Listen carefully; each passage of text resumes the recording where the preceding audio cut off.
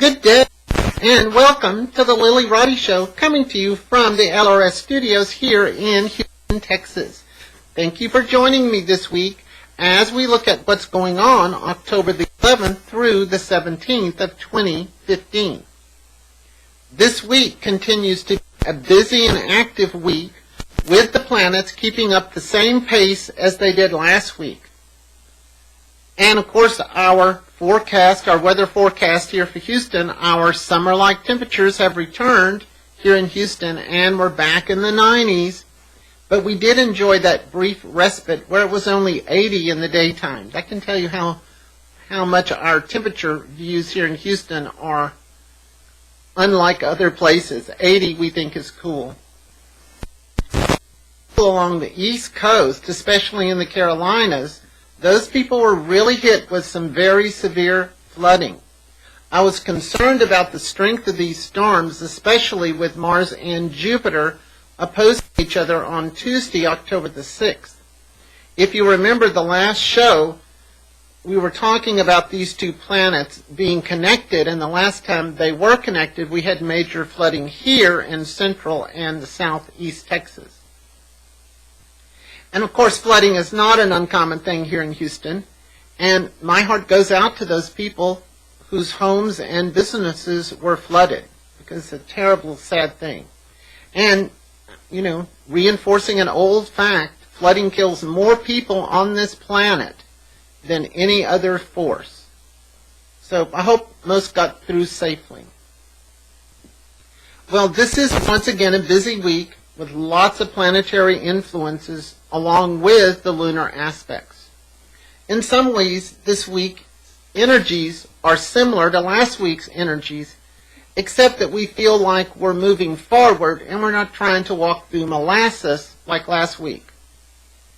Now, this week, we also have two long void moon periods, with one of them being almost 32 hours. So let's look at some of the details for the week of October the 11th through the 17th, 2015. We can start with the positive news. Mercury will be fully direct and back up to its old speed and tricks by October the 15th. After that day, we can start our projects, buy our new smartphones, and start writing your book. Our next Mercury retrograde will occur in January of 2016. This will be one of the first times we've not had Mercury retrograde during one of the holiday periods. Maybe for the last 5 or 6 years. It could be even longer. I hope that improves the travel conditions, because so many people traveled during that time. In the past, when Mercury is retrograde in November and December, I often see major ice and snowstorms that obviously really hamper travel. Well, this week we have two long void moons. The first one starts on Monday, October the 12th at 7:06 p.m. in Libra, and ends when the moon enters Scorpio on Tuesday, October the 13th at 4:38 p.m. So the effects of the void moon will really affect our workday on Tuesday. With the void moon in Libra, we may really feel that we need to take time to ourselves and find some balance in our lives. We may want to pull back from some of the interaction with other people. And since this void moon starts at the new moon in Libra on the 12th, this is much more about finding the partner within, rather than looking for someone else to reflect the energies back to us. And of course, we'll be feeling more like our old selves in the latter part of the afternoon as the moon enters Scorpio. So it's better to plan things in the latter part of the day on the 12th, Monday. The next long void moon begins on Wednesday evening. Now, this is a very long one. It begins Wednesday evening the 14th at 7:58 p.m. And this one lasts until Friday morning at 4:18 a.m. on the 16th. And what this means is that for the entire day, Thursday the 15th, the moon is void, of course, in Scorpio. And as I said at the top of the show, I believe this long void moon lasts about 31 hours. For that, Thursday the 15th, I would really let myself be guided more by how I felt emotionally and psychically. The moon in Scorpio can make us emotionally conscious of what other people are feeling, and therefore the moon in Scorpio is a very emotional time. So choose your company carefully on Thursday. Now, let's look at some of the stronger planetary influences that are taking place this week, October the 11th through the 17th. On Sunday, the 11th, we're having Jupiter trine Pluto, and the Sun is opposing Uranus. Jupiter trine Pluto is good for long-term planning and assessments, gaining a larger world overview, and generally having a more positive view about world economics. This is a long-term aspect and has been in effect for the last couple of weeks and will continue to be in effect for the next couple of weeks. The other energy on Sunday is the Sun opposing Uranus. Now, this occurs in the evening and will tend to keep our energies turned up higher than usual. It would not be unusual to not be able to sleep or just have a restless sense about your day. We may need a lot of personal freedom, so we can be sure don't overcommit yourself. The influence of this aspect is much shorter and has been in effect for the last couple of days and will probably be done by the middle of this week. On Monday, October the 12th, we have a new moon in Libra. Now, this is a good time to be considering new relationships with other people. But remember, that's the long void moon day. On October the 13th, Tuesday, Mercury sextiles Saturn. Now, even though the moon is void on Tuesday, this contact with Mercury-Saturn allows us to stick more to our agenda and follow through on our expectations. Void moon is usually not so connected to what other people expect from us. Tuesday could be a great day to get those small projects around your house and office cleaned up and organized. On October the 15th, Thursday, the moon trines Pluto at 10:31 p.m. This is another aspect that's been in effect for the last 4 or 5 days and will continue to be in effect for the next 3 or 4. Now, this Mars-Pluto should help us to align our priorities and give us some support and self-confidence to move forward on our new projects. And, of course, Mercury will be direct at that particular time because Mercury is back up to speed on the 15th. On October the 16th, Friday, Venus opposes Neptune at 9:54 p.m. Although we're at void moon on Friday, we'll still have this overall need to retreat. Although this aspect will be strongest in the evening, it's best to keep this a drama-free day. So definitely this is one of those times I'd say it's a good mental health day. October the 17th, on Saturday, Mars conjuncts Jupiter at 5:40 p.m. Now, this can be a big boost of energy with Mars conjuncting Jupiter. This may not be a great day for work, but it's a great day for fun and focusing on things that make you feel good about yourself. We're open to new ideas and other people's points of view. And this aspect has been in effect for about a week and will continue to be in effect for about a week. So that should help us through our weekend. I thought on this show this week I would take a look at the end of the Uranus-Pluto Square that's been going on since June of 2012. And apparently my cat needed to also speak up about that. Now, I have spent the last couple of years talking about this Uranus-Pluto Square and the possible impact that this could have on our planet, with our government and our souls, and, personally. How does this affect us personally? So just a quick overview. Pluto is the planet of the cosmic enema. Her desire is to clean out our toxic and rotten issues out of our lives and governments.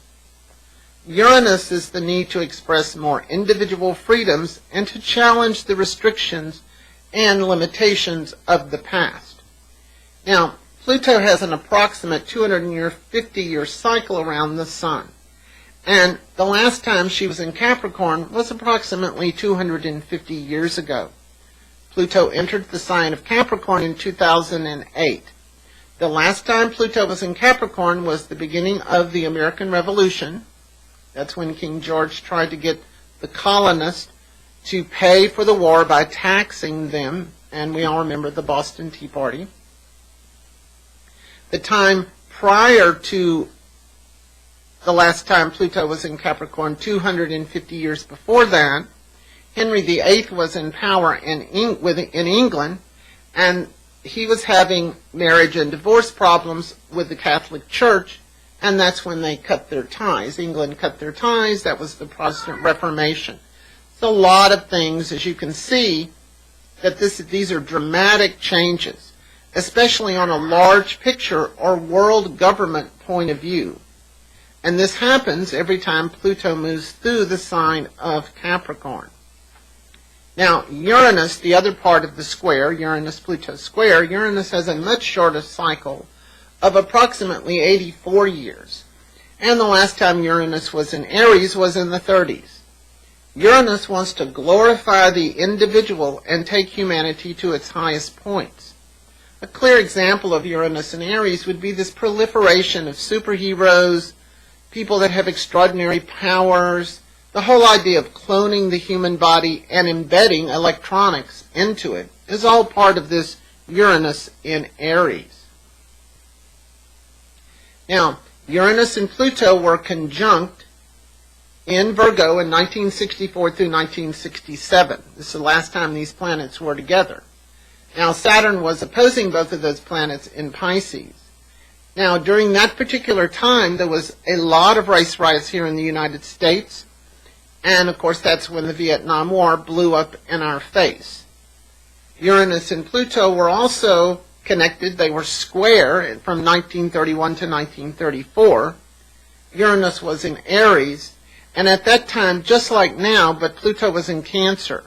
So it was a time of huge breakdowns, economic disasters in Europe and the USA. And, of course, that was the very beginning, or the edges of the beginning of World War II.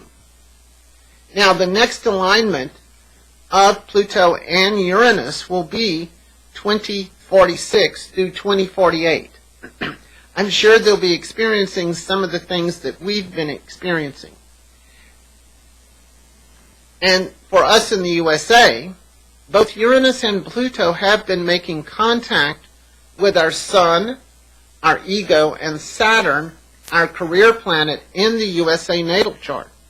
Although we can see the building effect starting of the Uranus-Pluto square in 2008, they really began to show up in the USA chart at the end of 2013 through the end of the year 2015, which is right now. The USA has essentially been going through a huge death and rebirth cycle. The last time Uranus and Pluto will make contact with each other will be this year, December 25th, 2015. And this will begin our slow rebuild to try to make some sense of things. So, in your life, Uranus and Pluto has to do with cleaning out things that don't work for us, and Uranus is about this reinvention energy that wants us to attempt to do different things, think outside of the box, those sort of ideas. Now, we're going to move into a rebuilding program here in the U.S., and actually some of that's already occurring. Now, I think this is occurring because Saturn is moving into Sagittarius. And in the USA chart, our ascendant is at 12 degrees Sagittarius. If you're having Saturn conjunct your ascendant and you're a person, you'll be thinking about how to make things work better, creating a better list of priorities, really looking at what's important and long-term goals. Excesses will be not looked at very favorably with Saturn in Sagittarius. And one of the things that I say about Saturn is that she brings us clarity and the medicine to cure the problem. And although we may not like the medicine, it's the first sure sign that we're moving in a direction to improve our condition rather than to continue to let it erode. So this is going to be an interesting time for the elections because this is the energy that the whole country will be dealing with whomever is chosen president.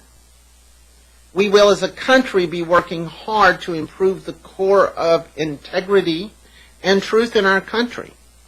And personally stepping up and taking responsibility and making those things happen. Saturn can be a hard mistress, and she can be very difficult to satisfy. But at least we'll be moving forward, cleaning up the mess, and not continuing to tear things down. So, we bid aloha to Uranus Pluto Square on December 25th, the best present we could receive.